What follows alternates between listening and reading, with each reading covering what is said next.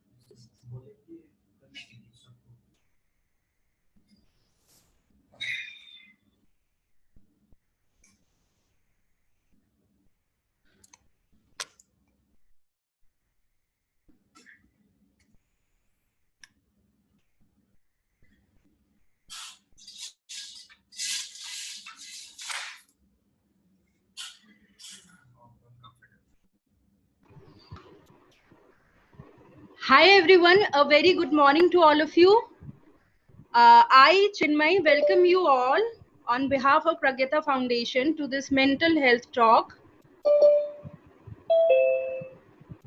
I hope, I think आपको लगता है कि हमें थोड़ा और वेट करना चाहिए so that और भी लोग ज्वाइन कर सके, or else we can start. Hi Dr. Sandeep.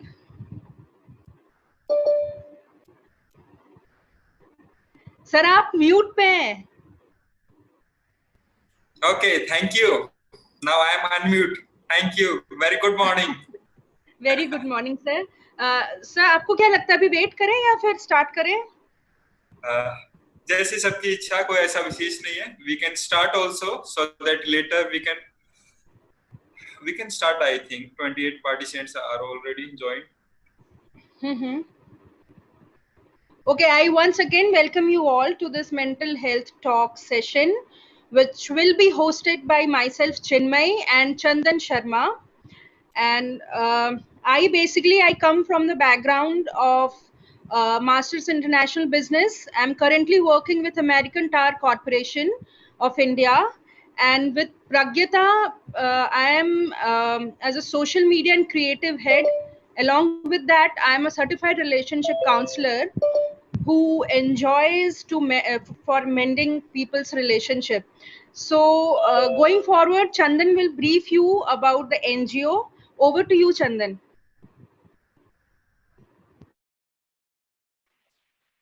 Yeah, can you hear me? Can you hear me? Yeah, we can hear you, Chandan. Okay. Thank you. Thank you so much, Chinmay. Before proceeding with the introduction of NGO, let me introduce myself. My name is Chandan Sharma, and talking about my education, I have done BTech honors.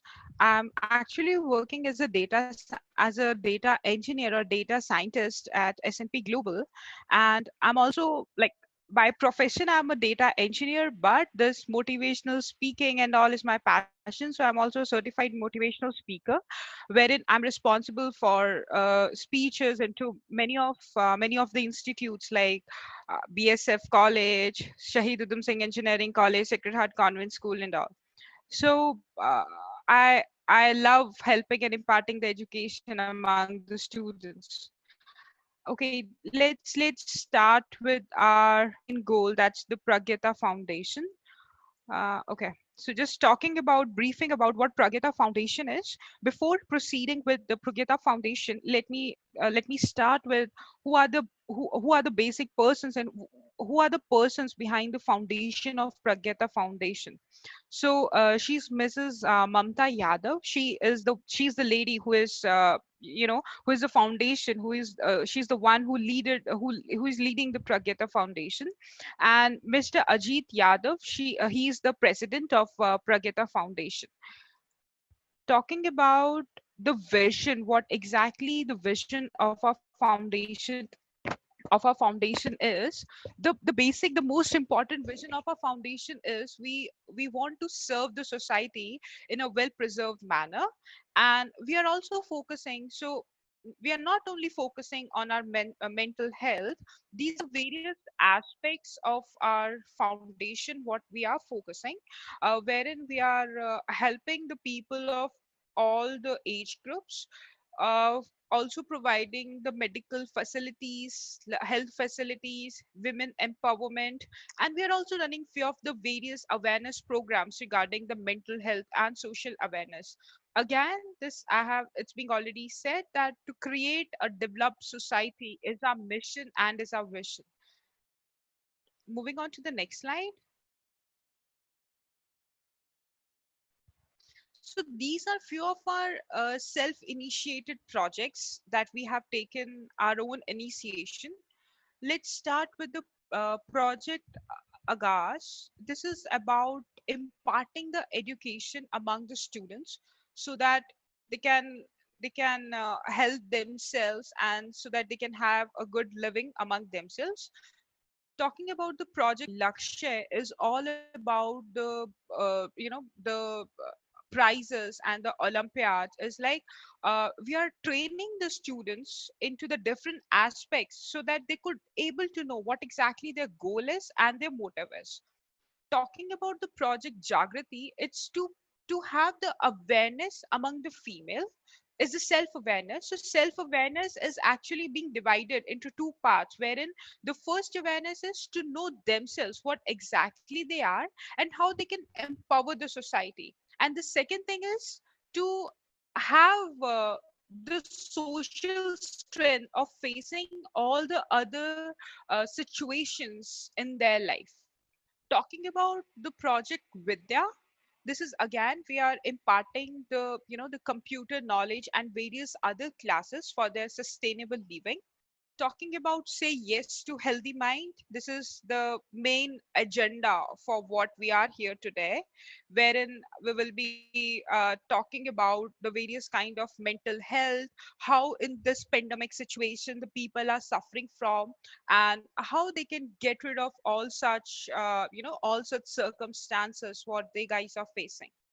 And then the COVID-19 relief. Even in this pandemic time, we are the part of various kinds of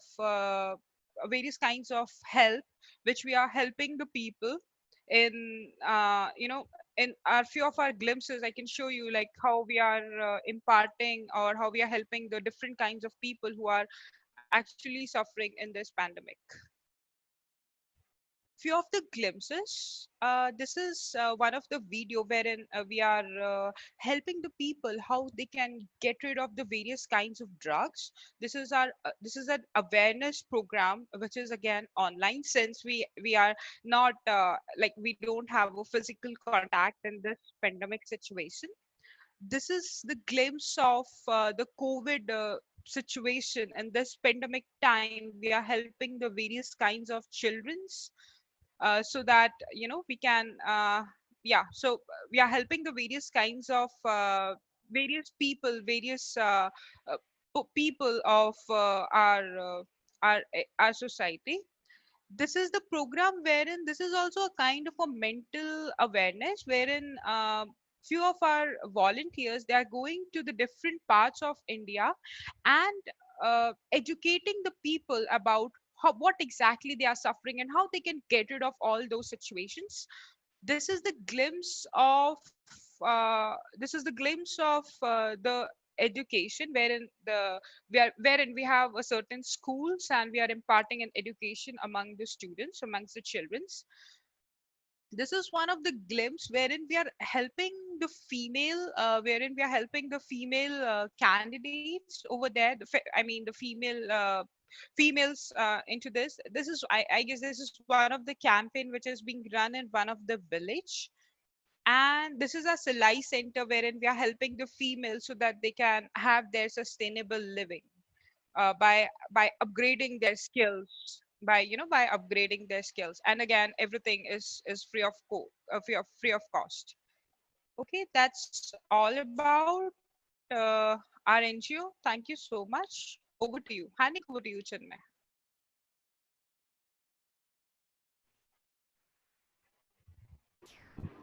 Chinmay, you're Thank on you so mute. much, Chandan, for all the information.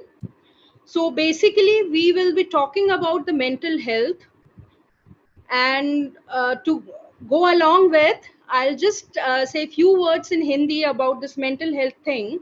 Though I'm not very good at it, but I think I can convey what I want to convey about this mental health. So ये जो हमारी परियोजना है, से yes to healthy mind, एक मानसिक स्वास्थ्य जागरूकता अभियान है, जो कि मानसिक स्वास्थ्य के मुद्दों के बारे में जागरूकता बढ़ाने और लोगों को शिक्षित करने में उसी तरफ ये आपको हेल्प करेगी. मेंटल हेल्थ के जो एक्सपर्ट्स हैं हमारे साथ, उनमें से हमारे पास डॉक्टर संदीप है, जिनके बारे में मैं आपको इंट्रोड्यूस करना चाहूंगी. Chandan, kindly show the slide of doctor Sandeep please, so that I can introduce him.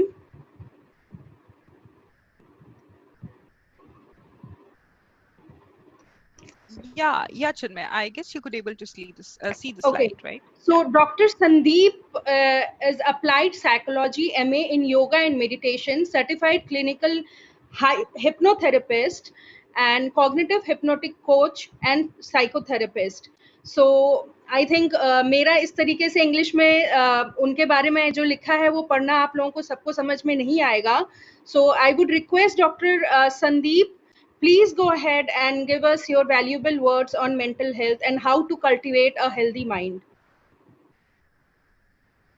Dr. Sandeep, please. Yes, welcome. Thank you all of you, and thank you Chandan and Chinmayji for the beautiful welcoming introduction about Pragita Foundation. And I welcome all our respected guests for joining us today. So today our topic is on mental health. So first of all, so today is a mental health day. So I congratulate all participants and everyone for the new awakening, so that we can create a more consciousness, more awareness in our society by various means. So first of all, in front of me there is a screen where it is written, "Who am I?" So this is a beautiful statement. Ramana Maharshi has a whole science based on who am I.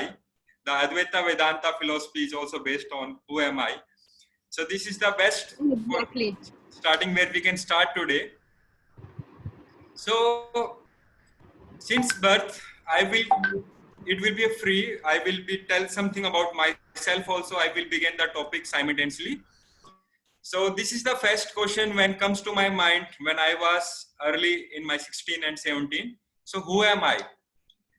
So once I thought I am the body, I have good body, very good physique, I am athletic state level. Then I am good in my studies. Then I think I belong to a Hindu community. Then again I go on self-inquiring. Who am I? No, this is impermanent. Sometimes my moods are sometimes good, bad. Again, we are identified with the people, with the name and the things. But the whole journey starts from the who am I. So here, whatever is written, it is my, you can say, postcard language of this body. Again, we are on the search of who am I. So today's topic is based on mental health. So exactly, we are talking about in details what is mental health and how we can cultivate a healthy mind. So I will focus mostly in Hindi. So हम मन को थोड़ा सा समझें और health और mind, healthy और mind दोनों को समझने की कोशिश करें. जैसे कि हम समाज के अंदर देख पा रहे हैं, इस पल में चारों तरफ एक तनाव का, एक भय का, एक इमोशनल ब्रेकडाउन. एंड डाटा मुझे बताने की जरूरत नहीं है, हम सभी वेल एजुकेटेड हैं. Out of 10, there are 4 people in the world which are suffering from some kind of mental illness. और इंडिया का तो हालत और भी बुरी है। यहाँ पर तो आप देख पा रहे हैं कि इस पल में India is the number 1 is the suicide के अंदर इंडिया का जो एज ग्रुप है फ्रॉम 15 to 25, जो हमारे टीनेजर्स हैं, जो यंग अडल्ट्स हैं, वो पूरे वर्ल्ड के अंदर नंबर 1 है। और साथ ही साथ इसके साथ में जो अलग अलग हेल्थ प्रॉब्लम्स हैं, अलग अलग डिफिकल्टीज हैं जो लाइफ को सस्टेन करने के लिए, वो भी जो डेवलपिंग कंट्रीज के अंदर होती है वो भी बहुत ज्यादा बढ़ी हुई है। सो मेंटल हेल्थ के अंदर हमने देखना है कि मन को समझना है। सिंस बिगिनिंग, जैसे जीवन शुरुआत होता है, मन के अंदर आना शुरू हो जाते हैं और मन के अंदर जाने अनजाने कुछ प्रोग्रामिंग बन जाती है और वो प्रोग्रामिंग इतनी ऑटोमेटिक पायलट मोड के अंदर होती है जो जाने अनजाने में पेन और सफरिंग की तरफ हमें ले जाती है। If we want to create a healthy mind, first of all जो ऑटोमेटिक जो कंप्यूटर है, जो हमारा माइंड जो चलता ही रहता है, दिन भर भी चलता रहता है, रात को नींद में चलता रहता है, हमारी इमेजिनेशन में, हमारे थॉट्स के अंदर, इसका कंट्रोल हमारे हाथ में लाना पड़ेगा।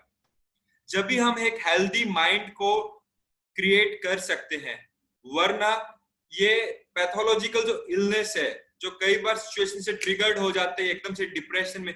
आजकल मैं बच्चों को देख पा रहा हूँ कि वो फेसबुक के ऊपर लाइक नहीं आते, उसकी वजह से इतना सैडनेस, इमोशनली इवन डिप्रेशन में भी जा रहे हैं। इतना लेवल ऑफ हमारा जो माइंड का जो अवेयरनेस है वो इतना गिर चुका है। तो हम अपने mind is a very good servant but very bad master. अगर इसने आपका कंट्रोल ले लिया, या आपकी लाइफ के अंदर, आपको ये समझ लीजिए कि आप इस लाइफ को जी जरूर रहे हैं मगर लाइफ वास्तव में है क्या, इसको आप नहीं जान पाएंगे। तो इस माइंड को एक किस वे से हम इसको बंद कर सकते हैं, कुछ हम उसके ऊपर बात करेंगे थोड़ा सा।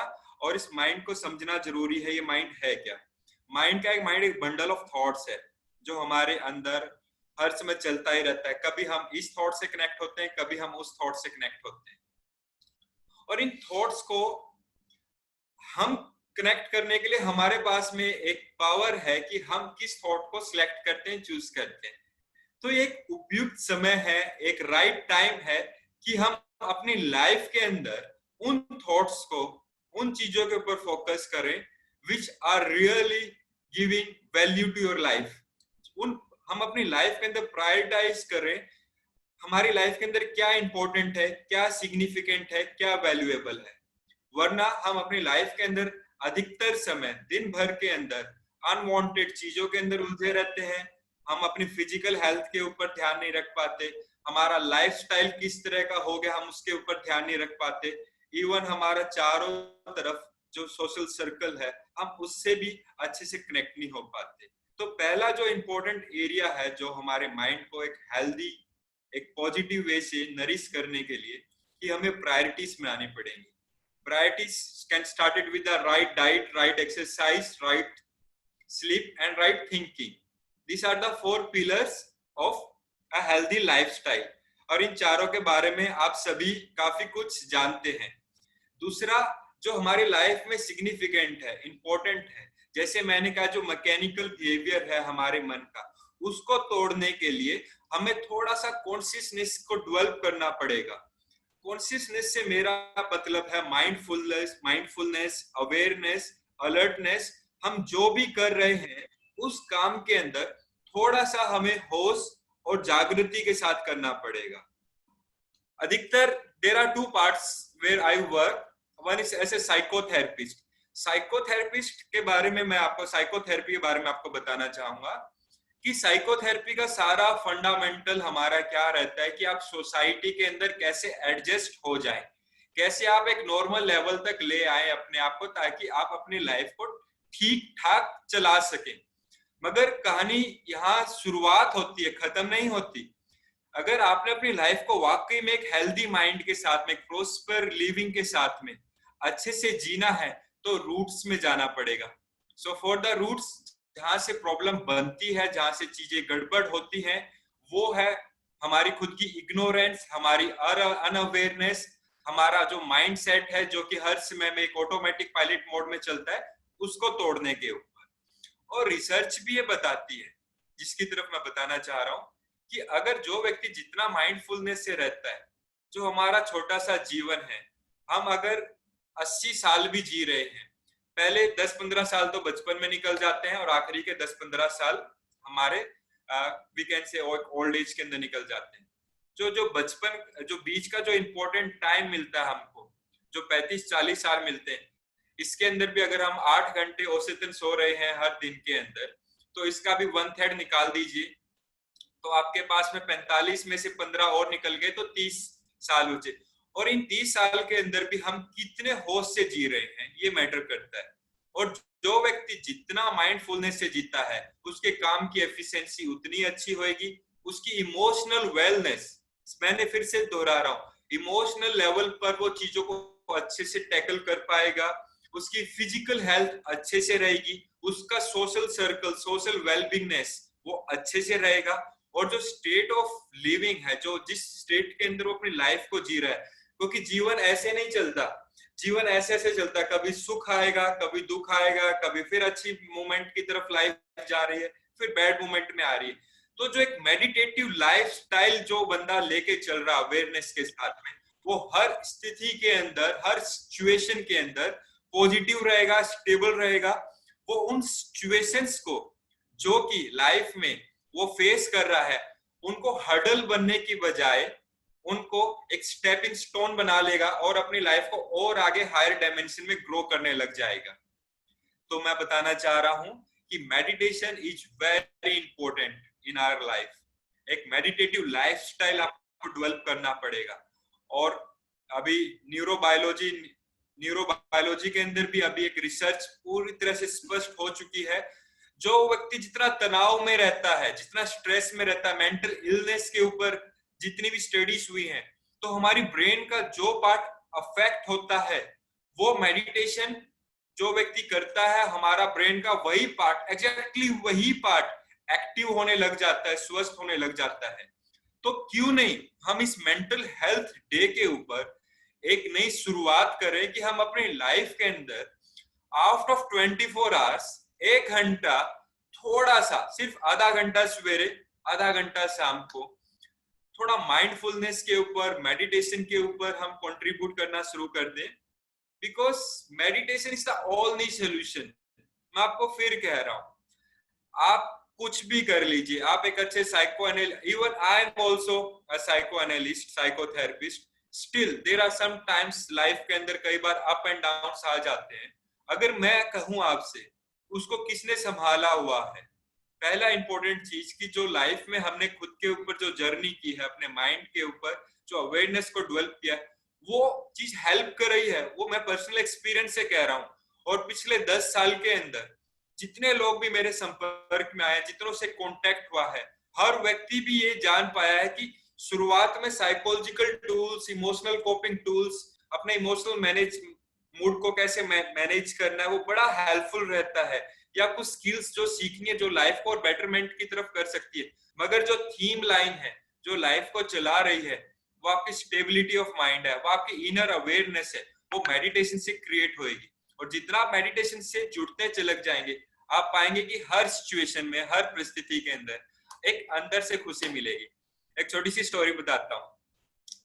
एक बार क्या होता है, एक भिखारी होता है और सारी उम्र भीख मांगता रहता है। और जिस जगह पे वो भीख मांगता रहता था लोगों से, और मन के अंदर वो इमेजिनेशन भी करता रहता, काश मेरे को एक ऐसा धन मिल जाए, ऐसा खजाना मिल जाए कि मेरी लाइफ अच्छे से चल पड़े, मैं एक राजा की तरह जीऊं। लोगों को देखता था बड़ी बड़ी गाड़ियों में, बड़े बड़े घर में रहते, वो भी कहता काश मेरे को ऐसा धन मिल जाए कि मैं भी इनकी तरह आराम से जी पाऊं। मगर सारी उम्र वो उस पेड़ के नीचे उस जगह पे बैठे भीख मांगता रहा। बूढ़ा हुआ, डेथ हो गई, म्युनिसिपल कॉर्पोरेशन वाले आए, उन्होंने सफाई कर दी। फिर सोचा कि यार जगह को थोड़ा पवित्र और कर देते हैं, थोड़ा सा और इसको ठीक कर देते हैं। तो उन्होंने क्या किया कि उन्होंने सोचा कि जिस मिट्टी पे वो रहता तो मिट्टी को हटा देते हैं। वो मिट्टी को हटाया उन्होंने धीरे धीरे, और जैसे ही विदिन अ फीट तक जो मिट्टी निकाली तो नीचे बहुत बड़ा बॉक्स मिला। और उस बॉक्स के अंदर वो कीमती सोने, हीरे, जवाहरात थे, जो कि कोई सोच भी नहीं सकता, खजाना दबा पड़ा था।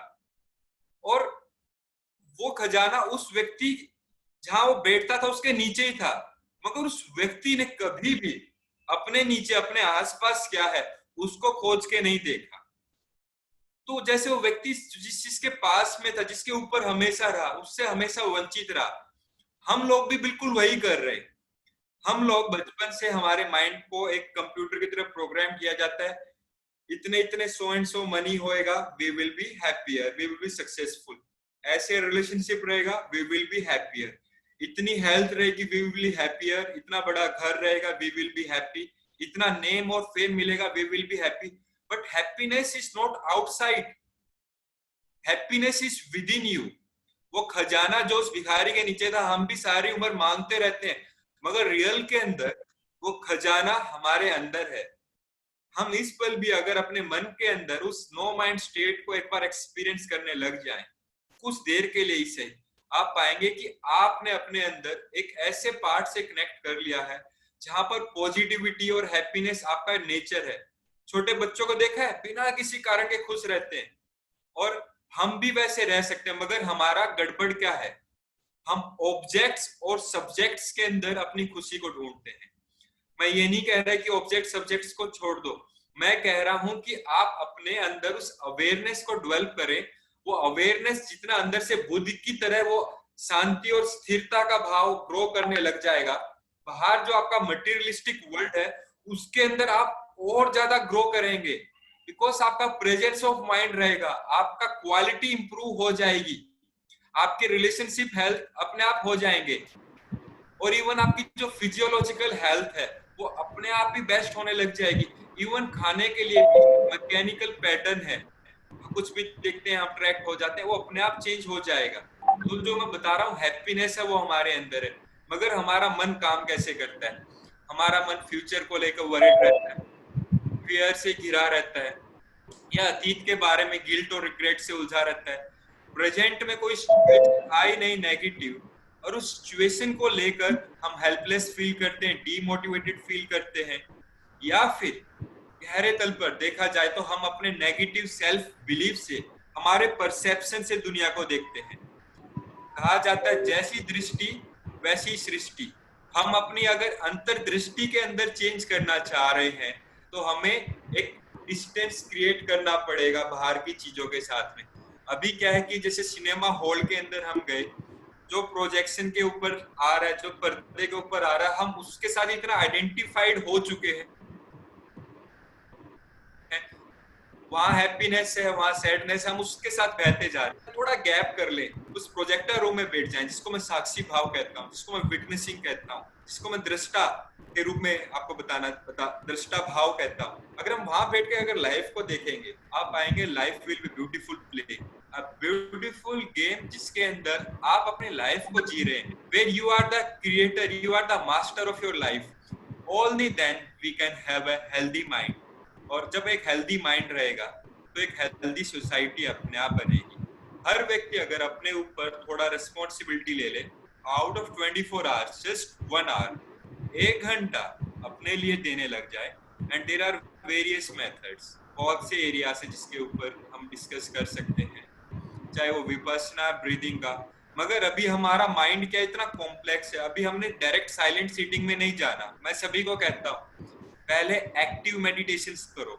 एक्टिव मेडिटेशंस इतने अच्छे हैं जो आपके माइंड के अंदर आपको इमीडिएट, जस्ट ऐसे ही एक सेशन के अंदर ही आपको नो माइंड को एक्सपीरियंस कर सकते हैं। थॉट से doctor Sandeep, I am sorry to interrupt you, but जो ये आप पूरा आपने बताया कि किस तरीके से हमारा आउटलुक हमें चेंज करना चाहिए, कि जो नेगेटिव थॉट्स आते हैं उनको पॉजिटिव में कन्वर्ट करके हमें through meditation and other activities अपने अंदर पॉजिटिविटी लाना चाहिए। बट ये जो आप बता रहे हैं, आई थिंक कहीं ना कहीं ये लोगों को बहुत डिफिकल्ट होता है कि एवरीडे बेसिस पे 1 घंटा निकाल के वो अपने लिए मेडिटेशन करके अपने अंदर पॉजिटिविटी लाएं, रिजल्टिंग विच ये माइंड बहुत ही क्लटर्ड रहता है। जो आपने शुरुआत में बोला कि कॉन्स्टेंटली माइंड काम करता रहता है, इस थॉट से उस थॉट में भागता रहता है। तो डे टू डे लाइफस्टाइल में हम किस तरीके से इसको अपने अंदर कल्टीवेट कर सकते हैं, किस तरीके से हम ट्रेन कर सकते हैं अपने डे टू डे एक्टिविटीज में, meditation is a thing which obviously हमें टाइम निकाल के करना पड़ेगा, बट अगेन टू रिपीट कि So 1 घंटे I'm का coming time to the same निकालना. point. Thank you very much. I am coming to the same point जहाँ पे अपना ओके क्वेश्चन सर. है. हम ओके इसी ओके. के ऊपर आ रहे थे कि हम उस 1 घंटे मेडिटेशन में क्या कर सकते हैं, कैसे. एग्जैक्टली. यस. सो कई बार लगता है यार कि ध्यान बैठना बड़ा डिफिकल्ट है. मैं वही कह रहा था, साइलेंट सीटिंग नहीं कह रहा मैं आप सभी को. आपको एक्टिवली मेडिटेशन हर काम को कैसे बनाया जा सकता है. कई बार कुछ टेक्निक्स हैं जो मैं आपको बताने जा रहा था कि कई सारे एक्टिविटीज हैं, टेक्निक्स हैं, उसको भी फ्यूचर में हम आपके साथ में लेके आएंगे. आप नेट के ऊपर भी आप सर्च कर सकते हैं. One of the beautiful techniques जो आपको बताना चाहूंगा, dynamic is a beautiful technique, जहाँ पे आप 3-4 दिन आप प्रैक्टिस करेंगे, आप पाएंगे. Kundalini meditation, gibberish meditation, no mind meditation, और भी नटराज ध्यान, नादभरम ध्यान, ओंकार मेडिटेशन. ये ध्यान कुछ अलग से जो व्यक्ति टाइम दे सकता है उनको करना है. But we are the master of our life. अगर हम 3 महीने तक एक संकल्प कर ले, 3 महीने हमने 1 घंटा देना है, 24 घंटे ही हमारे पास में, उसको बेस्ट यूज कैसे करना है, प्रायोरिटाइज डिसाइड करके. दूसरा जो मैडम का अभी क्वेश्चन था कि अपनी रूटीन लाइफ के अंदर मेडिटेशन को कैसे पार्टिसिपेट कर सकते हैं, इनिशिएट कर सकते हैं. So what is meditation? Meditation is a relaxed awareness.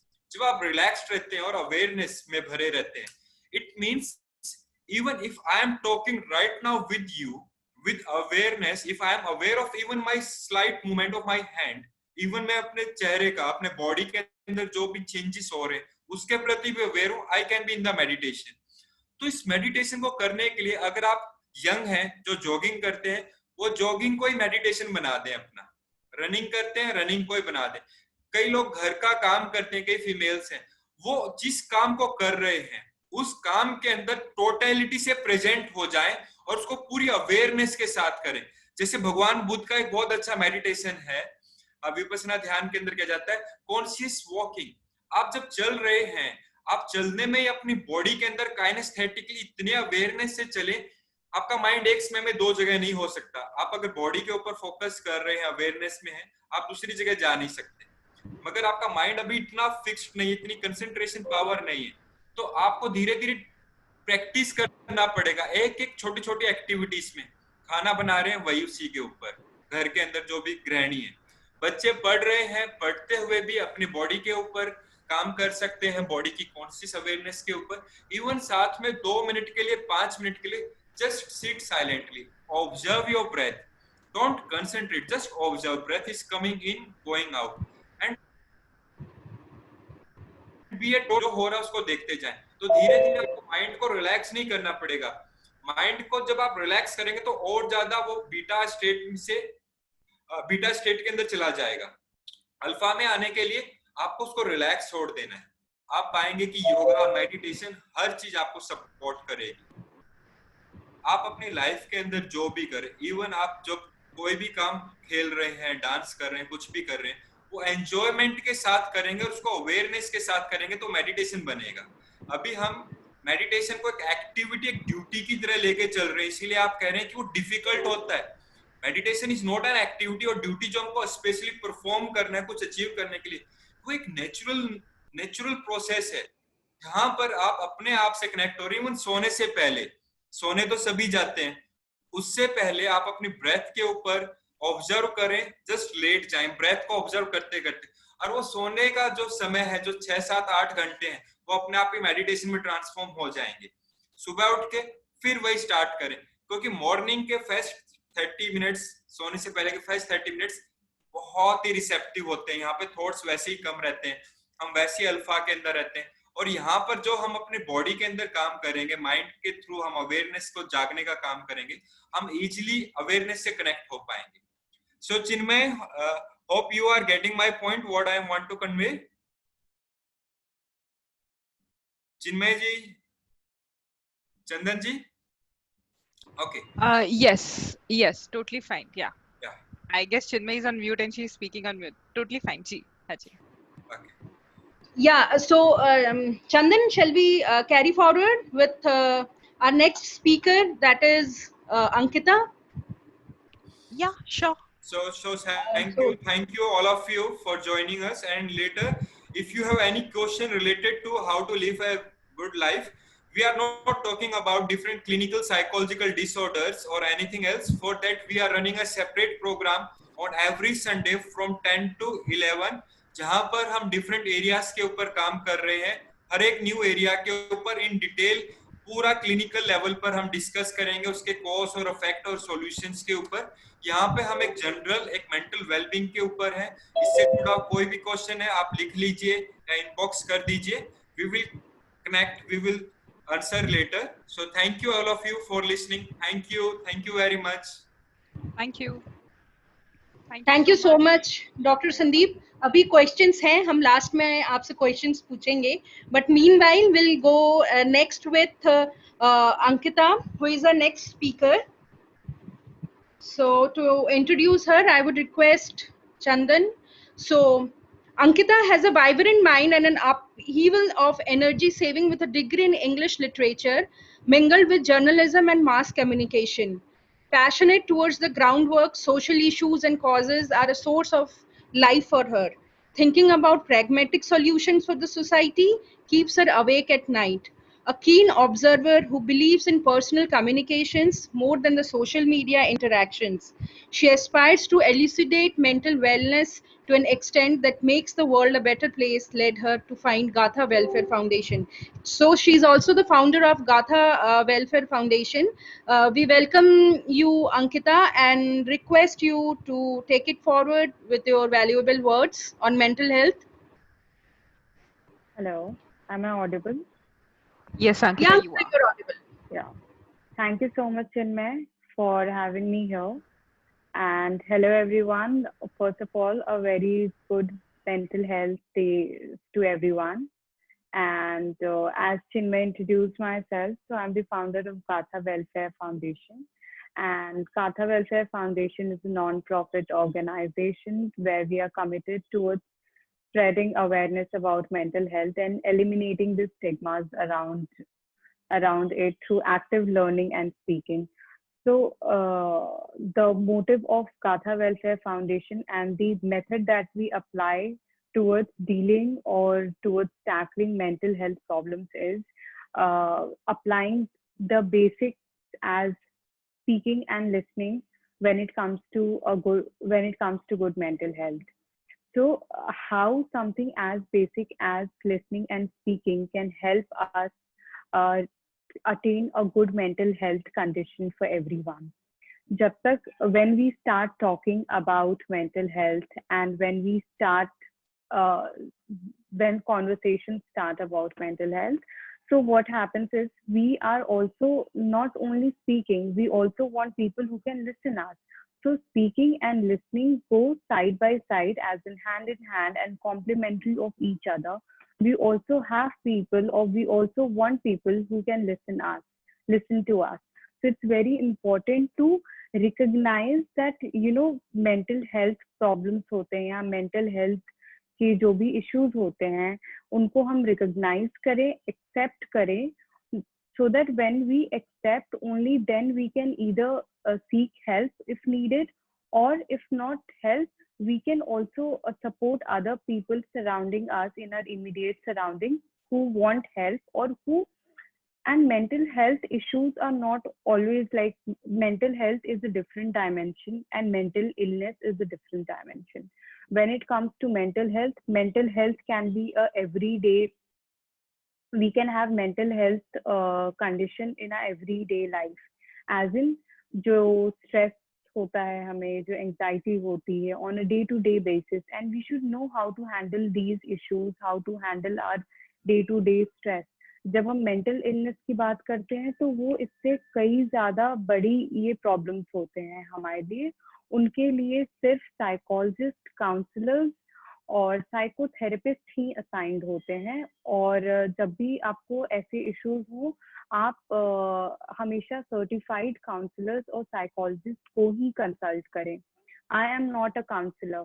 हमारे एनजीओ में भी we collaborate with different counsellors and psychologist जिनके साथ हम सेशंस और वर्कशॉप्स कराते हैं, और हमारा मेन फंडा यही है कि लोगों को हम इस तरह मेंटल हेल्थ के बारे में बताएं जब हम day to day mental health conditions के बारे में लोगों से बात करते हैं, तो जो आपकी हॉबीज होते हैं, जिनमें आपका इंटरेस्ट होता है, उनको आप एज अ थेरेपी यूज कर सकते हैं। जैसे अगर आपका इंटरेस्ट है आर्ट में है, या आपका इंटरेस्ट सिंगिंग में है या डांसिंग में है, आजकल आपने देखा होगा कि काफी कई तरीकों के थेरेपीज आते हैं। तो जिन लोगों को थेरेपीज चाहिए होते हैं वो इसके ट्रेन्ड प्रोफेशनल्स होते हैं जो थेरेपीज देते हैं। पर ये चीजें हम अपनी डेली लाइफ में भी यूटिलाइज और यूज कर सकते हैं। कैसे कि आप अगर आपके जो भी हॉबीज होते हैं उनको आप डे टू डे लाइफ में आप यूज कर रहे हैं, तो आपको अंदर से आपको अच्छा फील होता है, या आपका माइंड थोड़ा डिस्ट्रैक्ट होता है जो भी आपकी ऑन गोइंग प्रॉब्लम्स होते हैं, तो you start feeling better and in a way it helps on a day to day basis. जैसे अभी मेरे से पहले भी सर बता रहे थे कि आपको मेडिटेशन, तो meditation is also kind of day to day phenomena, जो या डे टू डे प्रैक्टिस जो हम अपने एक हेल्दी लाइफस्टाइल जीने के लिए हम इसे अडॉप्ट कर सकते हैं। तो ऐसे ऐसे हैबिट्स या ऐसे ऐसे जो एक्टिविटीज होते हैं, हम अपने डे टू डे लाइफ में अगर हम इन्हें अडाप्ट करें या इन्हें अडॉप्ट करें, तो ये हमारे लिए, हमारे मेंटल वेलबींग के लिए काफी अच्छा होता है। और आजकल अगर आपको काउंसलर्स या साइकोलॉजिस्ट हुए, तो इट्स नॉट ओनली व्हेन कि आपको कुछ प्रॉब्लम होता है तो आप काउंसलर के पास जाते हो। जो सर्टिफाइड काउंसलर्स होते हैं वो लोगों को अगर किसी चीज के बारे में काफी ज्यादा प्रॉब्लम हो रही है, या ओवर थिंकिंग है, या they have confusion regarding something, तो दे इवन अप्रोच काउंसलर्स। तो हमारे हमारे सोसाइटी में पहले इस चीज को लेके काफी ज्यादा स्टिग्मा था, पर अभी पैंडेमिक की वजह से ये काफी चीजें अभी चेंज हो रही हैं। बट इंडिया में पॉपुलेशन इतनी ज्यादा है कि प्रोफेशनल्स इतने ज्यादा नहीं है, जो एक्सेसिबिलिटी है वो काफी कम है। पर ऑनलाइन या आप सोशल मीडिया पे सर्च करें, या जैसे आप इंस्टाग्राम पे आप टाइप करते हैं डिप्रेशन, तो इंस्टाग्राम खुद ही आपको सीख हेल्प करने के लिए या काउंसलिंग सर्विसेज आपको उसमें ऑप्शंस में देने लगते हैं। तो आप ऐसे अगर गूगल भी करते हैं तो आपको स्टार्टिंग में ही वो, अगर आप सर्च भी करेंगे स्ट्रेस या anxiety, so it comes. So there are multiple types of help that is available for people.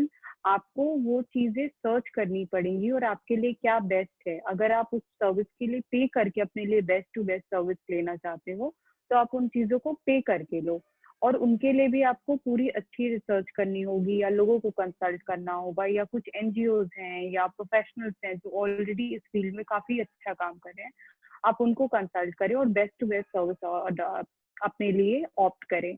And also there are also multiple organisations या बहुत सारे हेल्पलाइन नंबर्स हैं जो फ्री काउंसलिंग सेशंस या फ्री थेरेपीज भी देते हैं लोगों को। तो आपको वो चीजें आपको सर्च करनी होंगी। जितना ज्यादा से ज्यादा हम खुद को इस बारे में अवेयर करें या खुद को इस बारे में एडुकेट करें और दूसरों को इस चीजों के बारे में हम उन्हें भी बताएं, उतने से ज्यादा ये बेटर होगा, ताकि ये एक नॉर्मल टॉक हो जाए। स्टिग्मा हटाने का मतलब क्या होता है?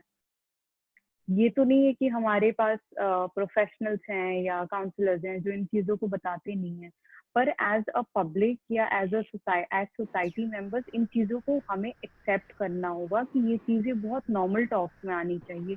ये होता है स्टिग्मा हटाना।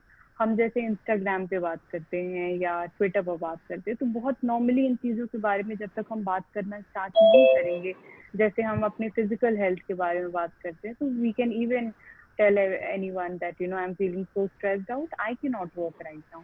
तो ये चीजों को हम अंकिता, सॉरी टू इंटरप्ट, आप बोल रहे हैं कि इन चीजों को नॉर्मली बात करनी होगी हमें। जिस तरीके से हम फिजिकल हेल्थ के बारे में बात करते हैं वैसे ही हमें मेंटल हेल्थ के बारे में भी बात करना चाहिए। But how do you suggest हम इसको नॉर्मलाइज कैसे कर सकते हैं? Just by posting on Facebook, Instagram कि स्टिग्मा रिमूव करना है, वीडियो बना के डाल दिया, या फिर ऐसे तो नहीं होता ना। It is like basically we have to inculcate, इसको हमें अपने डे टू डे लाइफ में इनकलकेट करना पड़ेगा कि किस तरीके से हम मेंटल हेल्थ को एक नॉर्मल बात लेके चल रहे हैं। क्योंकि आज भी हमारे घरों में, हमारी सोसाइटी में इस चीज को बहुत बड़ा माना जाता है। जब घर में कोई ऐसा निकल के आता है जिसको डिप्रेशन है या फिर जो साइकोलॉजिकली अनवेल है, जो चीजों को जल्दी मजाक को या फिर जल्दी गुस्सा हो जाता है, तो इन चीजों को हम कैसे बाहर निकालें क्योंकि शायद पेरेंट्स भी एक्सेप्ट नहीं करते इन चीजों को अगर बच्चा बोले, है ना, या फिर चलो फ्रेंड्स तो मजाक ही बना देते हैं इस चीज का. तो how do you think we have to mend our minds to accept such kind of behavior which is very normal, like physical disability है वैसे ही mental problems हैं. तो ये कोई बहुत बड़ा term नहीं है. It is normal to have any mental disorder like depression, right? तो इसको normalize कैसे किया जाए?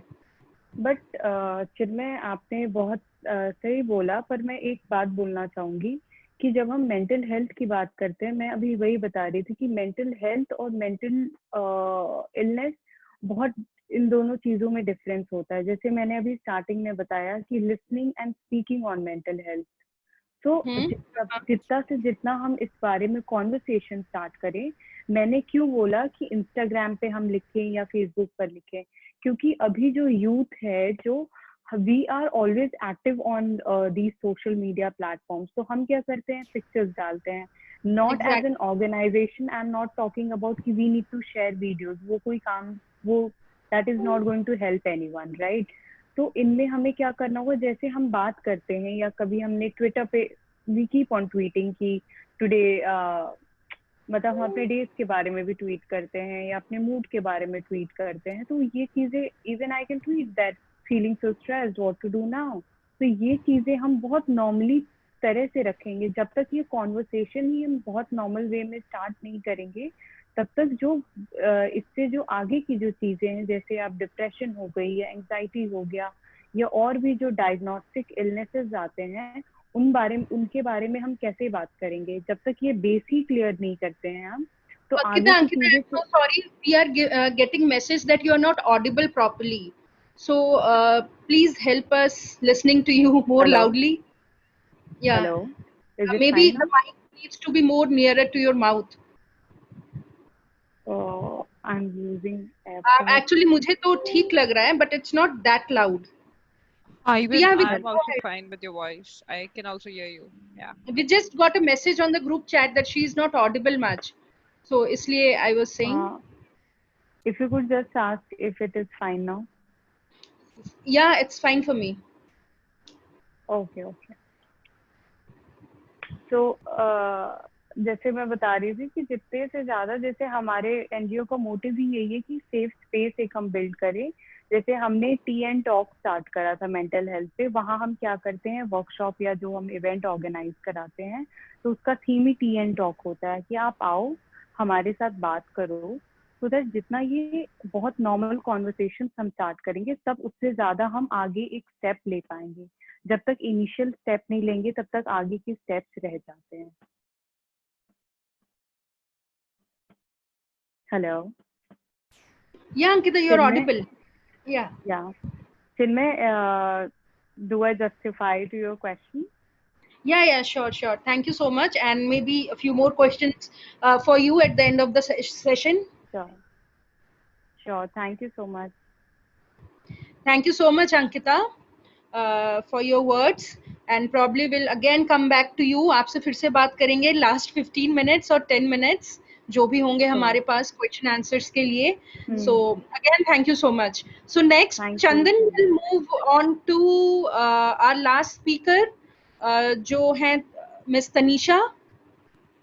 So Miss Tanisha, basically she comes from an education background, और ये एकेडमिक प्रेशर के बारे में आपको बताएंगी किस तरीके से जो स्टूडेंट्स हैं, उनके पेरेंट्स हैं, मेंटल प्रेशर से गुजरते हैं. एंड स्पेशली ये जो टाइम था हमारा कोविड-19 जो अभी चल रहा है, तो how do we handle it.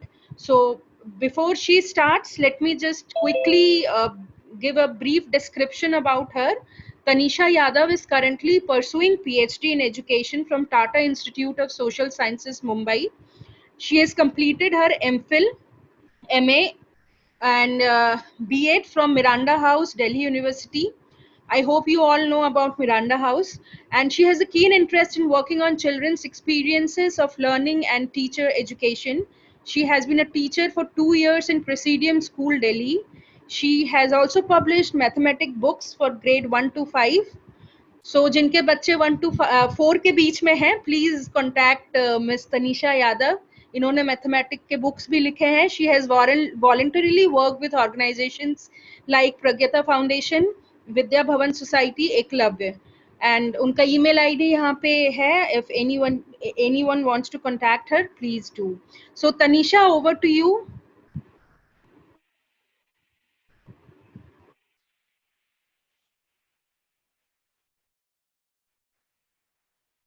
Hello. Hello, everyone. Hi Tanisha. Hi, Hi. Tanisha. Hi. Welcome. Good morning. Thank you, Chinmay and Chandan, for such a warm welcome and such a nice words, and Pragyata Foundation for having me here. And I would like to wish everyone that happy Mental Health Day. So I would like to speak about this. So मैं हिंदी और English दोनों में बात करना चाहूँगी. तो शुरुआत करते हैं मेंटल हेल्थ, मानसिक स्वास्थ्य. अभी डॉक्टर संदीप ने और मिस अंकिता ने बहुत अच्छे से हमें बातें बताई. सो मैं जल्दी से 2 लाइनों में अपनी समझ के बारे में आपको बताना चाहूँगी कि मानसिक स्वास्थ्य को मैं कैसे समझती हूँ. मानसिक स्वास्थ्य जो है एक कॉग्निटिव, बिहेवियरल और इमोशनल वेलबींग जिसे हम कहते हैं, उसका एक कंपाइलेशन है, मतलब उसका अमलगेशन है. जैसे भावनात्मक, संज्ञात्मक और आप किस तरीके से व्यवहारिक आपकी सोच है, उसकी एक इकट्ठा अगर हम सोचे वो मानसिक स्वास्थ्य है. हम ज्यादातर फिजिकल हेल्थ के बारे में बात करते हैं और मेंटल हेल्थ को हम थोड़ा साइड कर देते हैं. तो आज चलिए हम इस बारे में बात करते हैं, मेंटल हेल्थ के बारे में. तो सरल भाषा में मैं अगर बताऊं तो मेंटल हेल्थ एक ऐसी प्रक्रिया है जहां आपको सोचने, समझने और एक एक्ट करने की एक आपको एबल करती है, आपको सक्षम करती है. तो इस तरीके से देखा जाए तो मानसिक स्वास्थ्य आपको एक लाइफ को कैसे एंजॉय करना चाहिए और आपको किस तरीके से अपनी लाइफ में एक्टिविटीज जो अलग अलग होती हैं उसमें किस तरीके से बैलेंस बनाना चाहिए, चाहे वर्क लाइफ बैलेंस हो या किसी भी 2 चीज़ों में बैलेंस. तो मानसिक स्वास्थ्य इन सब चीज़ों में आपकी मदद करता है. तो देखा जाए तो मानसिक स्वास्थ्य हमारे लिए बहुत ज़रूरी है, तो हमें इस पर ध्यान देना चाहिए. तो अब हम इस पर आगे बात करते हैं.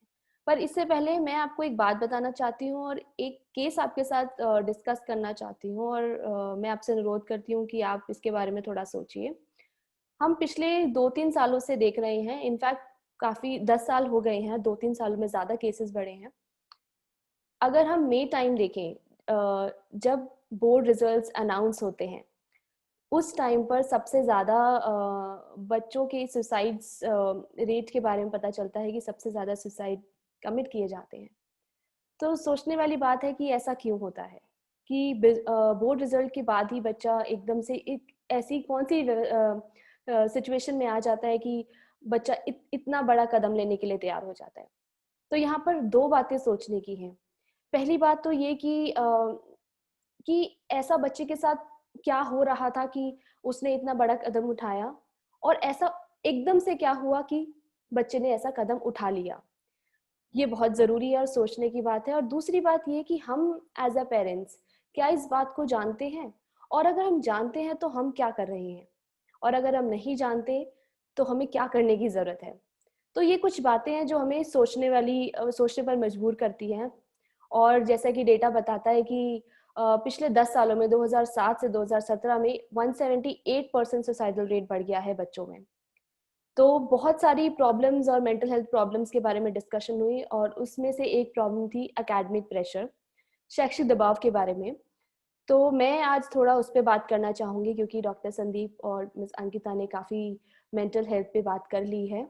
तो मैं थोड़ा उस पर बच्चों के इर्द गिर्द बातें करना चाहूँगी और किस तरीके से बच्चे प्रेशर हैंडल कर रहे हैं और स्पेशली इस कोविड-19 सिचुएशन में.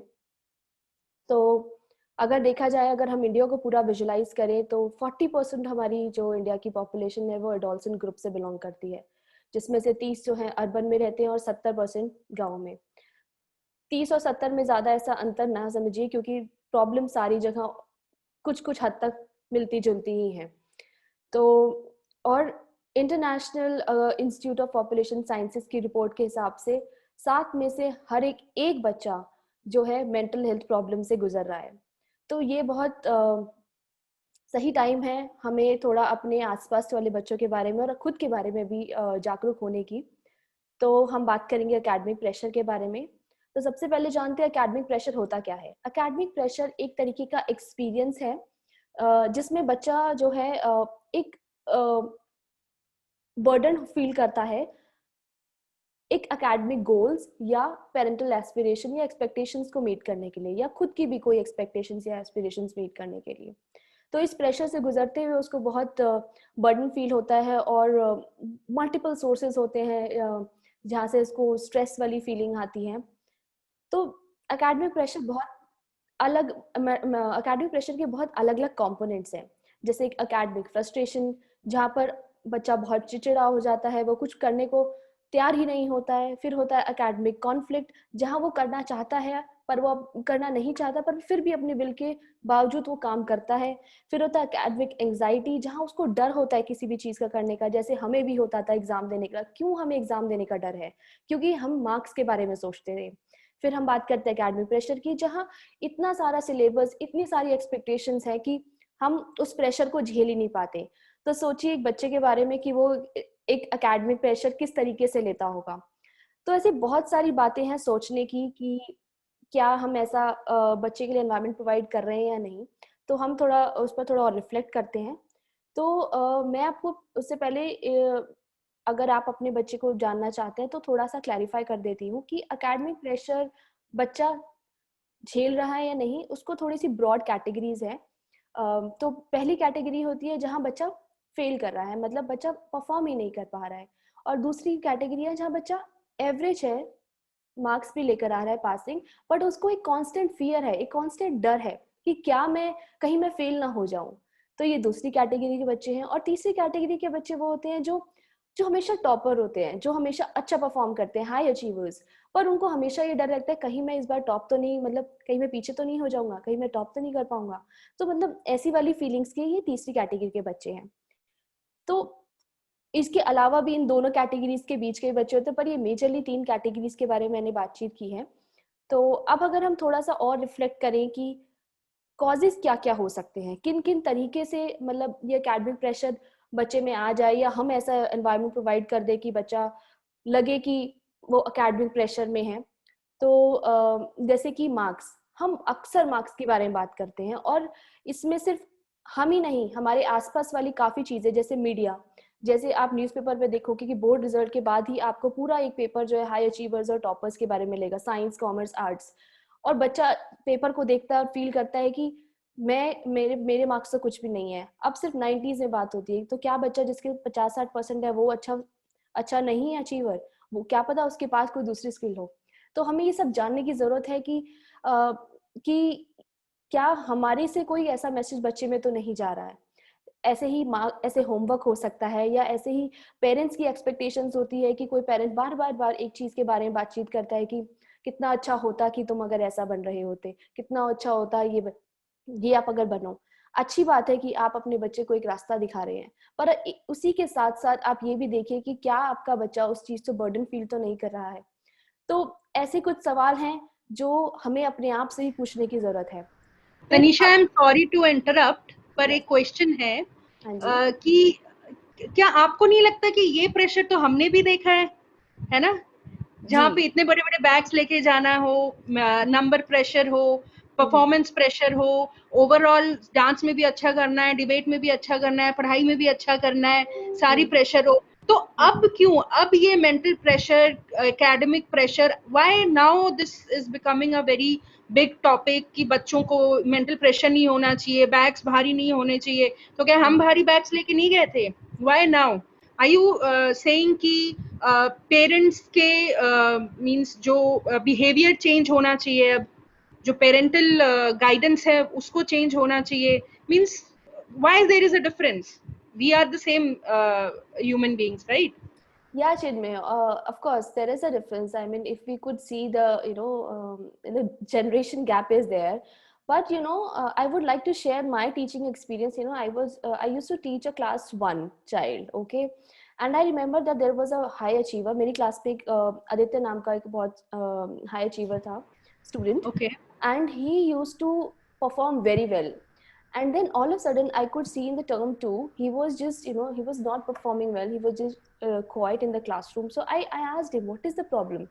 So I asked him, like, could you please describe me your day? So I got to know that there are 3 to 4 tuitions per day for a class 1 child. Can you believe that how much the child is going through, like so much of a pressure? किस तरीके से एक class 1 का बच्चा, 6 साल का बच्चा 3 tuition ले रहा है, तो उसके पास खेलने का समय कहाँ है? अगर हम अपनी बात करें तो हमारे समय में ऐसा ये नहीं था कि हमें 3 ट्यूशंस जाने हैं या हमें इतना ही मार्क्स लाना है या 90% लाना है, 95 लाना है. सो इट वाज लाइक हमें मार्क्स अच्छे लाने हैं, बट अच्छा एक बहुत ही अम्ब्रेला टर्म की तरह यूज होता था. मार्क्स क्वांटिफाई नहीं हुआ था हमारे सामने, जो कि बहुत गलत है. मैं यही बात बताना चाह रही हूँ कि हम बहुत अपनी एस्पिरेशंस बच्चे पर डाल देते हैं, और कई बार बच्चा खुद भी वो अपने आसपास देख लेता है और एस्पिरेशंस खुद बना लेता है. तो हमें क्या करने की जरूरत है यहाँ पर? हमें बच्चे से बातचीत करने की जरूरत है कि बच्चा किस तरीके से सोच रहा है, किस तरीके से समझ रहा है और किस तरीके से परफॉर्म कर रहा है. घर में मेंटल हेल्थ, अगर बच्चा कोई स्ट्रेस फील कर रहा है या लो फील कर रहा है या एग्जाम में डर है, उस बारे में बातचीत करनी चाहिए. तो मैं इस एकेडमिक प्रेशर के बारे में बातचीत कर रही थी कि हमें सबको अवेयर होने की जरूरत है और घर में ऐसा एनवायरनमेंट बनाने की जरूरत है, साथ ही अपने आसपास सोसाइटी में.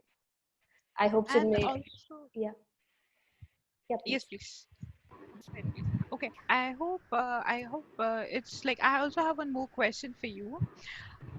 Like how can we, we inculcate all these things in the parents also? Because somehow I feels as if, even in my teaching experience, somehow I feels as if, the root cause are the parents, right?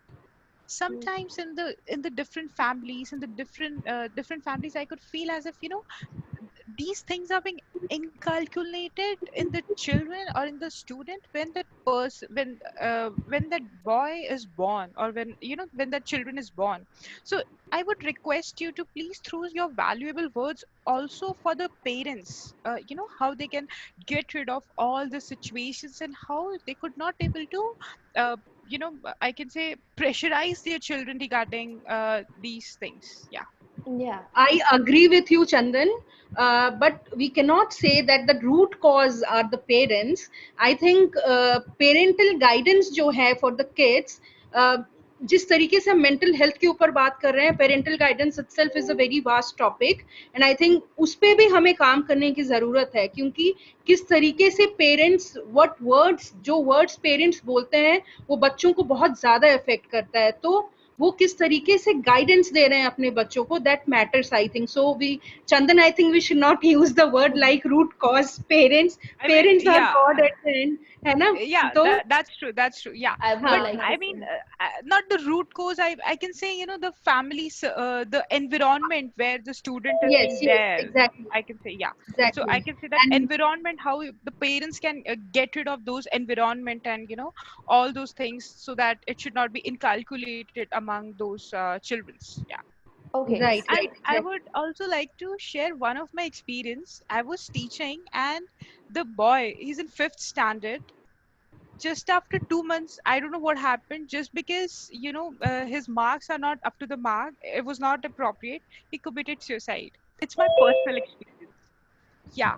And after, yeah, so just wanted, if, you can throw your valuable words on this as well.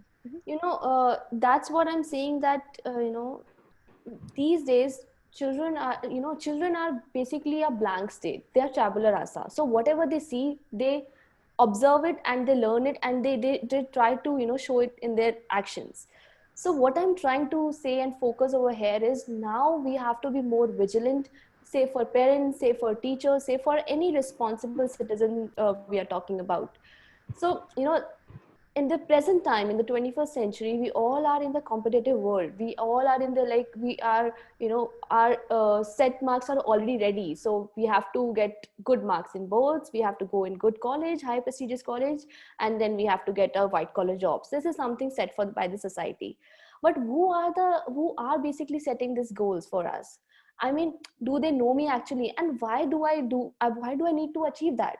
So basically ये सब चीजें हमें सोचने की जरूरत है, चाहे वो पेरेंट्स हो, चाहे वो टीचर्स हो, चाहे वो कोई भी इस समाज का नागरिक हो. हमें ये इन सब चीजों के बारे में सोचने की जरूरत है, और साथ ही अपनी बातों में, अपनी बातचीत में हम किस तरीके से कोई मैसेज दे रहे हैं सोसाइटी में। क्या मैं सिर्फ मार्क्स के बारे में बात करती हूँ? मान लीजिए अगर मैं पेरेंट हूँ और मैं अपने बच्चे के बारे में बात करती हूँ फेसबुक पे कि मेरे बच्चे ने 97% स्कोर किया, what are you trying to say? I am not saying कि इट्स नॉट गुड, कि आप अच्छी बात है अपने मार्क्स मतलब बच्चे के बारे में बता रहे हैं for achievement, but why to mention the marks? why there is a need to mention marks in the newspapers? Why only toppers? Why not the achievers in different areas? So we never talk about this, we never celebrate this. So this is kind of again hidden messages we are giving to the society. So what I'm trying to say, like all these social behaviors which we do are set by the society members, and this social behaviors जिस तरीके से हमें set काम करना होता है, वो एक समय से नहीं होता, वो पूरा पीरियड से चलता जाता है। तो अब आप बात कर रहे थे, और जैसे आपने क्वेश्चन किया कि हमारे टाइम में अलग था और आज का टाइम अलग है, अब एक और टाइम आ गया है जहां पर I was just interacting with another teacher of a school. She was saying कि class 1 का बच्चा coding कर रहा है and I'm not able to do the simple technological solving the simple technological glitch, like then again there is a question on me, like, oh my god, where is the world going? I mean, class 1 child is doing coding. So that is something which we all need to figure out कि क्या हम बच्चे पे इतना दबाव डाल दिया है कि क्लास 1 का बच्चा कोडिंग कर रहा है, या इतना बच्चा एडवांस हो गया है कि कोडिंग कर रहे हैं. So ye more or less, I guess, like one of our participant is also saying, jinka naam hai Parampreet, he is also saying कि पेरेंट्स को ऐसा लगता है कि there is a cut throat competition, ठीक है, and it all depends on the upbringing of the child, जो parents देते हैं उसको, right?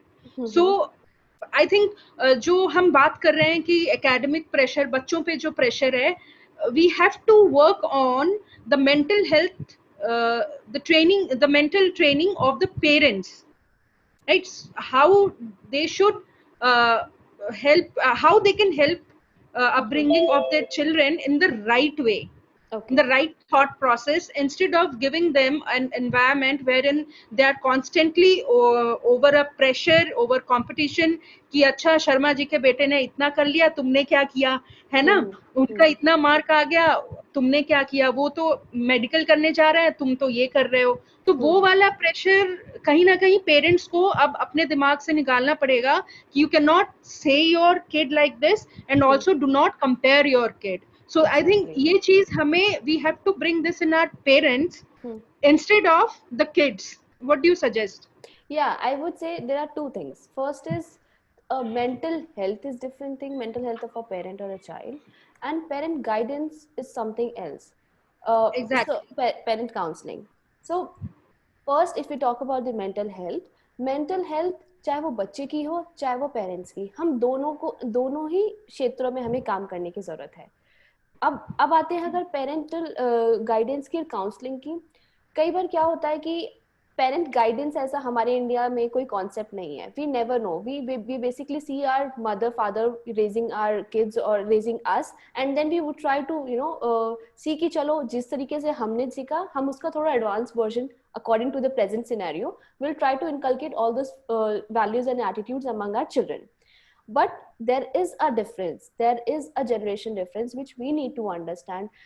There is a competition at the same time in the present scenario, but how we are basically seeing interpreting the competition and how we are encouraging a child to look at that thing.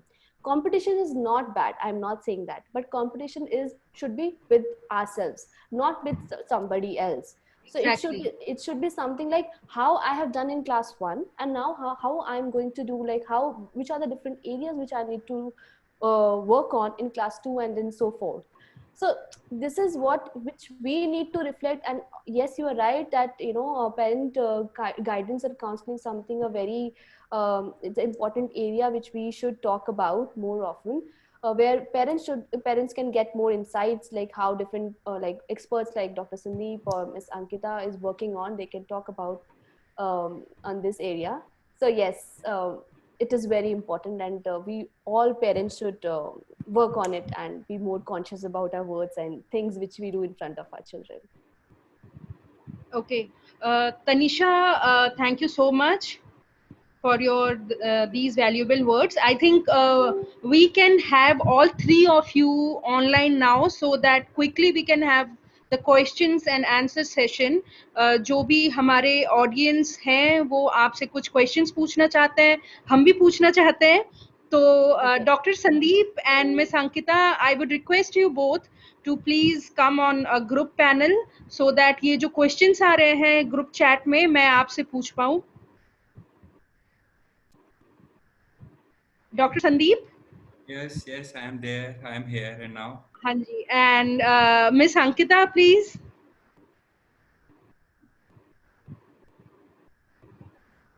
So सबसे पहले मैं questions, क्योंकि तनिषा जी का ही चल रहा था session, तो मैं उनके लिए काफी सारे questions आ रहे हैं about academic pressure and parental pressure.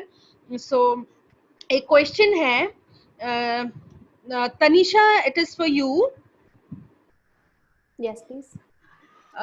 That somebody called Kumar Sanu, उनका पूरा नाम नहीं दिखा रहा है, इन्होंने ये बोला है कि somehow वो disagree करते हैं कि पेरेंट्स को ज्यादा प्रेशर नहीं देना चाहिए अपने बच्चे पे, क्योंकि उन्होंने एक एग्जाम्पल दिया है युवराज सिंह का. ठीक है. He is saying, I'll just read it out for you. Yuvraj's father also did the same thing. He wanted to do skating, means Yuvraj Singh को skating करना था, but उनके father ने ये चीज accept नहीं किया and he forced him to do cricket. और Okay. now we all know कि Yuvraj Singh is what kind of figure in the world of cricket. So how do you justify yourself, your mental training or mental health program in such scenarios? I would say, sorry. Hello. Hello. Yeah, Tanisha. Yeah. So I would say this thing. That All of you kindly mute yourself. All of you kindly mute yourself. उसने कहा है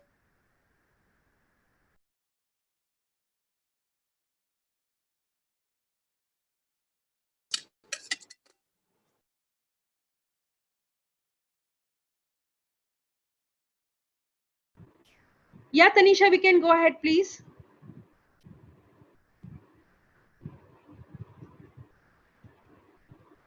Tanisha, you are on mute. Ma'am, you are on mute. now am I audible? Yeah, you Yeah. are. Yes, So please. I go ahead. would like to say here, I mean, मैं ये कहना चाहूंगी कि युवराज सिंह एक बहुत एक high achiever रहे हैं, but how do we know Yuvraj Singh? Through a screen, we do not know him individually. हम उसको व्यक्तित्व तौर पर नहीं जानते. Exactly. भले ही युवराज सिंह ने बहुत अच्छा परफॉर्म किया हो and it is very good for the national at the national level for each one of us, but what for the Yuvraj Singh individually? What if that Yuvraj wanted to do something else? So say for skating. So now I'm not saying, again, see, here we need to break this thing. We are seeing Yuvraj Singh as an achiever. We are not seeing Yuvraj Singh as an individual, where we are talking about her own thing. So have you ever thought कि युवराज सिंह जब cricket खेलते होंगे तो किस तरीके से feel करते होंगे? Obviously उन्हें अच्छा लगता होगा कि people are praising him, but at the same time when we are not able to do things which we wanted to do, it's something like we have that a space, the void space in ourselves. So that is what I want to talk about. चाहे भले ही pressure दे के बच्चे को आप अच्छा achiever अच्छा level तक आप पहुंचा देंगे. There are many friends in my IIMs Ahmedabad. I talk to them and they say that I am here because of my parents. They asked me to do this. I am able to do it, but I am not. I am not liking this. I want to be in theater. But that's again, it's not about how do we how should we see child from the performance level. We should see child as a child, how the child feeling, their interests, their attitudes, their beliefs and their actions. So this is what I want to say, that we should not see child from the performance levels. Yeah. This was a very appropriate and a great answer, Tanisha. Really appreciate. I think ये answer बहुत ही अच्छा था, और जिन्होंने ये question पूछा था, I hope उनको answer मिल गया है. And there is a open questions to all three of you. There is a question from one of the participant. एक participant ने हमसे एक question पूछा है. आप तीनों से ही मैं एक question पूछ रही हूँ. Whosoever feels और अपना अपना perspective दे सकते हैं. This is also a kind of mental blockage, you can say, wherein parents have the thing कि their child should fulfill their dreams. ठीक है? So they create that pressurizing environment. Or what about the dreams of the child? So how should a child balance it? Because the child has a pressure from the parent side as well and from herself or himself as well. तो उस चीज को balance करके कैसे चल सकता है बच्चा आगे? बिकॉज इस चीज से काफी सुसाइड केसेस भी आते हैं. That is the reason that this is a very big and deep question, deep rooted question. True. So any one of you can answer. Let us start with Tanisha itself, then we can probably shift to Sandeep and Ankita. Yes. So it's a very difficult question. Even we as a textbook writers, you know, think about like who are we to decide about the children what to teach, and you know, हम क्यों decide करें और क्या decide करें कि बच्चा क्या पढ़ेगा और क्या मतलब क्या सीखना चाहता है. But then we have to take a call because we are at the stage which we like, because children are not that much able to you know decide for themselves. So similarly, if we talk about this mental health decision, what like how to make a balance between both of them, then I would say we as a parents or we as a teachers or we as a society stakeholders, we need to take steps and create such a safe environment where there is a huge awareness about this, that it's okay to if they share their feelings with them. If they come to you and say I don't want to read this subject, I don't want to read English subject, I want to read Hindi, I want to anything for say. So No, these kind of problems do not come in the early stage of life, I like to say. So recently I have got a case where there is a case of suicide. So maybe 1 week ago, it's just an acquaintance. It's a case of suicide where the person was not able to balance between his family life, as in his immediate family, and his parents and his job. So he ended up suiciding. So how do we balance, how do we means inculcate that, train our mind for a positive outlook, that we are able to maintain the balance instead of going and doing a suicide. this is So what ये जो बच्चों वाला है वो तो बहुत ही ground level पे है, वो कहीं ना कहीं शायद एक साइड भारी होगा और बैलेंस हो जाएगा, पर बड़े होने के बाद जो ये प्रॉब्लम आती है कि let it be a man who is handling, who is solving the domestic time हो गया. the parents. Chandan, can you please help to सो जाओ mute फिर. people?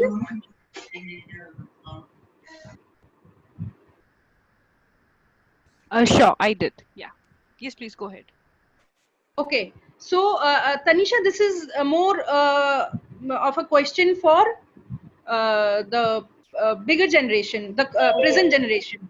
So I would here say this, you know, the problem doesn't come in one day. It's not like कि आज मुझे problem हुई है, then I decided to, you know, get for such a big step tomorrow. This is something which is prevalent for a longer period of time. This is what I'm saying.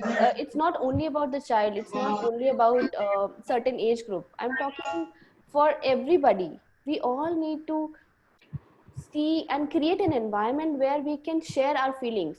If we'll get to know what you are feeling, if I share what I'm feeling, might be we come on a page where, you know, we feel comfortable enough or think for some other avenues. So I'm sorry for this person, but yes, this person, I mean, I'm not sure whether this person has been able to reach to the help or not, but for other people, when we are talking on such a platform, we all should reach for help. If we are, if it is okay if we share our feelings, or you can say, you know, whatever we feel. So I think in that case, we need to create a very safer place and awareness about this mental health. That is which is a demanding thing right now in the present So situation. you are saying that more like what Ms. Ankita said, ki more and more of the awareness sessions on these mental health will help, right? Yes, this is what I want to focus. Yeah. So there is a next question for Dr. Sandeep. Dr. Sandeep, क्या आप हमें सुन सकते हैं? हाँ हाँ बिल्कुल. Sir आपके लिए एक चैट बॉक्स में क्वेश्चन आया है. I think it is related to depression. I believe so. I'm not sure. You will be the right person to judge it. क्या दूसरों को खुश करने के लिए खुद को दुख देना सही है? अगर हाँ तो किस हद तक ठीक है? ओके. सो जिसने ही पूछा है, पहली चीज तो मैं यही कहूंगा कि वो कहीं ना कहीं इसमें दुखी है. ये चीज तो कंफर्म्ड है. हाँ.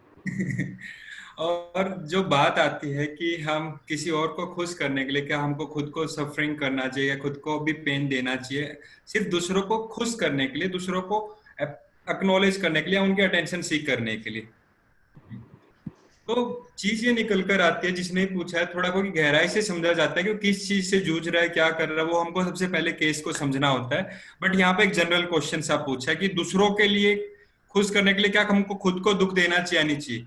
तो इसके लिए प्रैक्टिकल स्पीकिंग की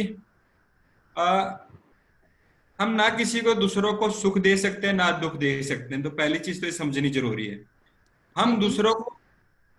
हम ये मानते हैं कि हम दूसरों को सुख दे सकते हैं, तो ये हमारी भूल है. पहली चीज तो जो व्यक्ति उसने दिया ये थोड़ा समझने लायक है. ना हम दूसरों को दुख भी दे सकते. एग्जैक्टली हम दूसरों को एक एनवायरनमेंट दे सकते हैं, जैसे मैडम ने अभी पहले कहा था. हम दूसरों को एजुकेट कर सकते हैं, दूसरों को बता सकते हैं, दूसरों को समझा सकते हैं कि तुम्हारे दुख का ये कारण है और तुम्हारे सुख का एक कारण है. अगर वो व्यक्ति उस एजुकेशन से, उस इंसाइट से अवेकन होता है ताकि वो अपने लाइफ के ऊपर काम कर सके, और खुद के लिए भी हम दूसरों के लिए कॉम्प्रोमाइज भी जब करते रहते हैं, क्योंकि हमारी सोसाइटी में सिखाया गया, बचपन से हमारी अपब्रिंगिंग है. पेरेंट्स इसीलिए अपने आप को कहते नहीं, हम अपने आप को इसीलिए दुख दे रहे हैं ताकि बच्चों का भविष्य अच्छा बन जाए. ये बहुत बड़ी चीज है जो आपने बोली है कि ये शुरू से दिमाग में भर दिया जाता है कि सामने वाले ने बहुत एडजस्टमेंट किया है आपके लिए, सो आपको कुछ ना कुछ करना है. तो आई थिंक ये बहुत डीप रूटेड है. इस चीज को पॉजिटिवली लेके क्या करना चाहिए आप ही बता सकते हैं. हस्बैंड वाइफ से चाह रहा मैं तुम्हारे लिए इतना कॉम्प्रोमाइज करता हूँ, वाइफ हस्बैंड से चाह रहे, बिकॉज हर व्यक्ति दूसरे के ऊपर अपनी खुशी का पैमाना डाल रहा है. हमें अपनी हैप्पीनेस की रिस्पॉन्सिबिलिटी खुद लेनी होगी, और हमें इस चीज का ध्यान देना पड़ेगा कि हम दूसरों के लिए हैप्पीनेस का भी कारण नहीं है, दुख का भी नहीं, हम सिर्फ अपनी हैप्पीनेस का कर सकते हैं. और मैं तो उन लोगों में से हूँ जो कहते हैं कि स्वार्थी बनो.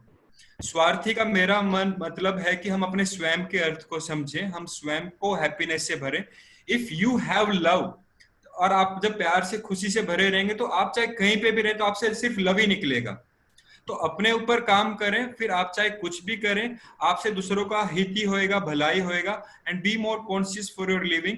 फिर आपको ये क्वेश्चंस नहीं आएंगे कि हम दूसरों के लिए खुद को दुख दें. क्या आप खुद को दुख भी नहीं दे पाएंगे. आप एक स्टेट में आ सकते हैं कि आप अपने अंदर से बिना दुखी हुए, बिना परेशान हुए, बिना उस चीज से अफेक्टेड हुए, फिर भी आप दूसरों की हेल्प कर पा रहे. और वो एक अंडरस्टैंडिंग लेवल अलग रहेगा, वो एक थिंकिंग लेवल अलग रहेगा. वहां पे आपके पास में और ज्यादा रिसोर्स रहेंगे, आप दूसरों की हेल्प कर पाएंगे. Thank you. होप जो भी है एक और क्वेश्चन है आपके लिए. Thank you so much for the answer. बहुत ही आपने जनरल तरीके से आपने बहुत सही आंसर दिया. आई थिंक मेरे अकॉर्डिंग मेरे को तो बहुत अच्छा लगा आपका आंसर. आपके लिए एक और क्वेश्चन है डॉक्टर संदीप. आप जब सेशन ले रहे थे आपने ये चीज कैटेगोरिकली बहुत ही स्ट्रेट अवे एक्सप्लेन किया कि जब भी हम कोई काम करते हैं हमें एक वन ट्रैक माइंड रख के काम करना चाहिए, राइट? कि अगर गृहिणी खाना बना रही है तो उसका ध्यान पूरा उसमें ही रहना चाहिए. कोई काम कर रहा है तो उसको उस पे कंसंट्रेट करके करना चाहिए. So there is a big question for you. Are you discouraging multitasking?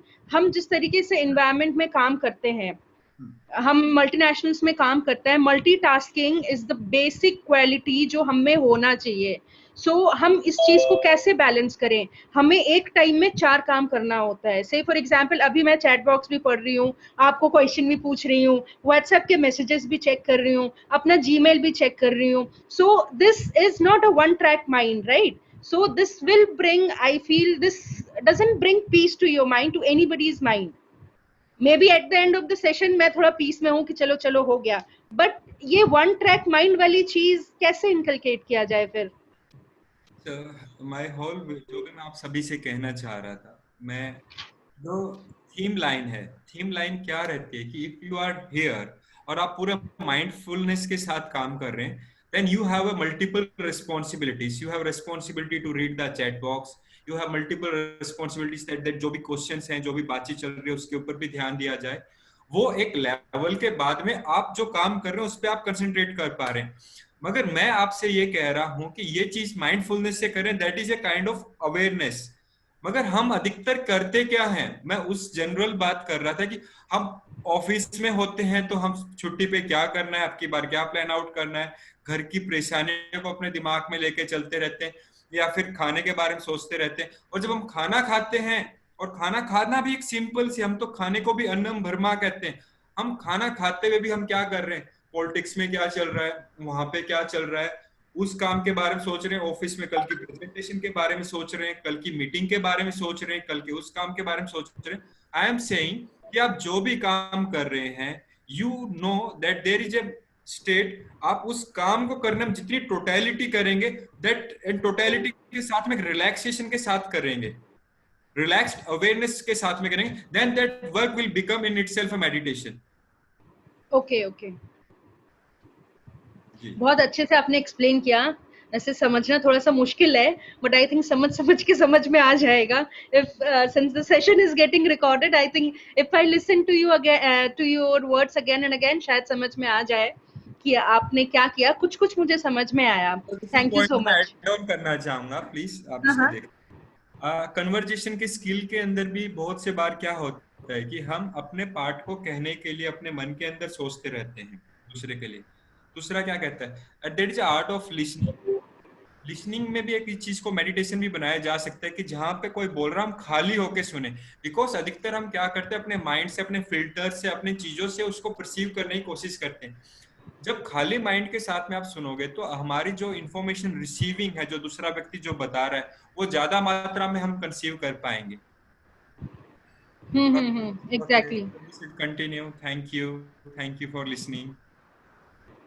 Okay, so there is one more quick question for you, Dr. Sandeep. ये है, how to deal with the past bad experiences which are continuously disturbing you and stopping you to proceed in life. So all, आप सभी भी एक अच्छे से counsellor हैं, आप सभी को मैं देख पा रहा हूँ, बहुत ही अच्छे से आप डिस्कस कर पा रहे हैं, एरियाज को बता पा रहे हैं. इस चीज के लिए मैं कम समय में, क्योंकि हमारे पास में टाइम की लिमिटेशंस हैं, तो हम कल डिप्रेशन का टॉपिक उसमें मिलेंगे. मगर अभी के लिए मैं यही बताऊंगा आपके जिन्होंने पूछा है, जो भी रिस्पेक्टेड पर्सन है, कि पास्ट की जब कोई भी बैड एक्सपीरियंसेस हो जाते हैं, और वो कई बार हमारे मन के अंदर आते हैं गिल्ट बनकर, रिग्रेट बनकर, और उनको अफेक्ट होते हुए हम प्रेजेंट के ऊपर फोकस नहीं कर पाते. सो मैं यही कहूंगा कि हर एक इमोशंस का एक पर्पस है, एक कुछ मैसेज है जो आपके सबकॉन्शियस माइंड आपको बार बार पैदा कर रहा है. पास्ट एक्सपीरियंस से आप सिर्फ एक बार खाली बैठ के अपने मन के अंदर ये सोचिए कि एक्सपीरियंस से आपको क्या सीखने को मिला, क्या लर्निंग मिली. उस लर्निंग को अपने जीवन के अंदर इम्बाइब करें और उसको प्रैक्टिकलिटी के साथ में अपनी लाइफ के अंदर फ्यूचर में ना करने का ध्यान दें. अगर आप इतना भी कर लेते हैं और फिर मोटिवेशन के साथ में, माइंडफुलनेस के साथ में आप अपनी लाइफ को और अच्छे से, अपने इमोशंस को मैनेज करने का भी काम करते हैं, आप पाएंगे कि वो इमोशंस अपने आप आना बंद हो जाएगा, पास्ट जो भी डिस्टर्ब कर रहा है. और आगे बढ़ने के लिए फेथ रखें, बढ़िया प्लानिंग रखें. प्लानिंग के साथ में आप अपने माइंड सेट को क्लियर रखें, अपनी हाईएस्ट प्रायोरिटीज को पहले रखें और उनके ऊपर आप काम करना शुरू करें. आप पाएंगे धीरे धीरे, जो टाइम लगता है, मैं ये नहीं कहता कि मैंने ऐसे बोला, कोई तंत्र मंत्र नहीं है, ओवरनाइट कोई चेंज नहीं आते. But if you focus on this thing, learning from the past and having faith and planning for the future and having motivation to deal with the situation, अपने आप को कुछ समय दें, तो आप अपने इस जो भी ट्रॉमेटिक एक्सपीरियंस है, बैड एक्सपीरियंस है पास्ट के, इससे जल्दी फ्री हो सकते हैं। Thank you. Thank you so much doctor Sandeep for all your valuable words और जो भी आपने आंसर्स दिया। आई होप कि session has worked out very well and we are able to inculcate the things we wanted to inculcate to our audience. And plus, I would like to thank once again to Dr. Sandeep, who is basically running this campaign of Say Yes to Healthy Mind of Pragyata Foundation. ये पिछले 2 साल से doctor Sandeep ये campaign चला रहे हैं along with our few more volunteers. हमारा जो है ये कैरी करते हैं फेसबुक पे भी live sessions for mental health. So all of you who are again interested इस तरीके के सेशंस को अटेंड करने में या फिर जो भी आपके लाइफ की प्रॉब्लम्स हैं which you want to discuss, you can very much contact him via Facebook through Pragyata Foundation's page. And also I would like to thanks Miss Ankita and Miss Tanisha for their again valuable words. जिस तरीके से आप लोगों ने सारे detail में बताई हमें बातें, एंड जो प्रोग्राम्स हैं, जो T and talk bye miss Ankita है, उनका जो चलता है programme, and also she can probably give us more detail on her shows जो हम सारे participants के साथ share कर सकते हैं over our WhatsApp group. And Tanisha, your session was, I think your session was the one which initiated everyone to ask questions. So सबने question पूछना शुरू कर दिया एकदम से जब आपका सेशन आया, और फिर डॉक्टर संदीप के लिए भी आने लगे, अंकिता के लिए भी क्वेश्चंस आने लगे. So I really thank you as well कि आपने इतना अच्छा सेशन दिया. सो just to wind up the session, I thanks Mamta, the chairperson of Pragyata Foundation, for organizing such kind of workshop for all of us. And we look forward कि आगे भी इस तरीके के sessions होते रहे. सारे participants जो भी हैं, आपने अपना समय दिया, उसके लिए बहुत बहुत धन्यवाद सबका. Please connect with us on the Facebook page of Say Yes to Mental Health, Instagram page and of Pragyata Foundation as well. And Dr. Sandeep के द्वारा आपको और भी sessions मिलते रहेंगे throughout the month. And a very happy mental health day to all of you. I think we are done for the session.